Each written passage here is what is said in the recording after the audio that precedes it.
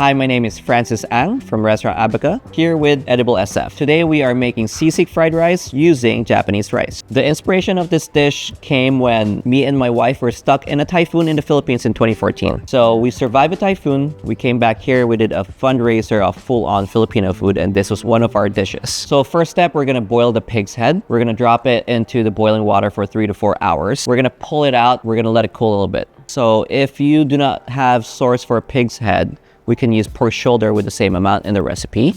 We can simmer it a little bit and then do the same exact thing. We're gonna debone the pig's head. We're gonna put it over the grill. If you're using pork shoulder, we're just gonna slice it. Pork shoulder and pork belly. You're gonna slice it and then grill it. You wanna get a little bit of char, but not too burnt. That char adds a little bit more flavor, more depth into the final dish. So after you grill it, we're gonna chop it up. We're gonna dice it, then we're gonna put it on the side. Next step is we're gonna make the actual sisig. We're gonna add onions, your chopped pork, add the liver, and then we're gonna put our liquid, which is a couple types of soy sauce, vinegar, salt, pepper, sugar, and then we're gonna simmer that. When you put the vinegar, make sure you don't stir it. So there's an old wives' tale that if you do that, the vinegar is not gonna cook properly and your dish is, and we don't wanna anger our ancestors. So we're just gonna follow our rules. So from there, we're gonna let it cook down, let the pork braise a little bit more, infuse the flavor inside, reduce it, and then once you see the reduced thick sauce, we're gonna put a little bit of butter in there for extra flavor, and then we're just gonna stir it a little bit. From there, you wanna taste it, and then put it on the side. Next, we are going to make the fried rice. In a hot wok, we're gonna put oil, a little bit of garlic, and we're gonna put the Japanese rice. I love using the Japanese rice because it has a lot of texture. You know, it's got a little bit of chewiness in there. The granules stay very nice. We cook ours 2 days prior.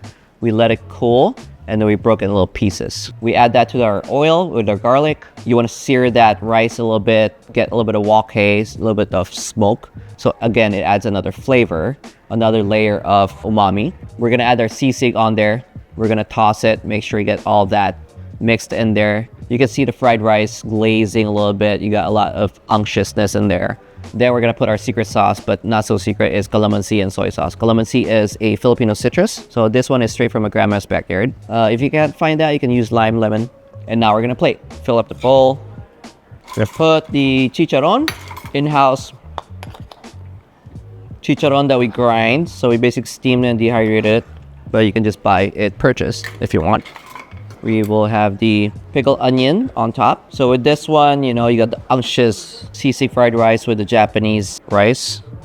We're gonna put the freshness of the scallion, the acidity of the pickled onion, a little bit of onion sprouts. Then we're gonna put poached egg on top because typically sisig, you would put a raw egg on there and then kind of mix it in a sizzling platter. Emulsify with the fat, kind of make your own mayonnaise. And then calamansi straight from my grandma's backyard. And there you have it, sisig fried rice using Japanese rice. I love it because this brings a lot of chewiness, texture, unctuousness. You got the egg, you got the chicharron, you got the crispiness, you got the chewiness, you got the pickles to balance out all that richness. So it's like a perfect dish.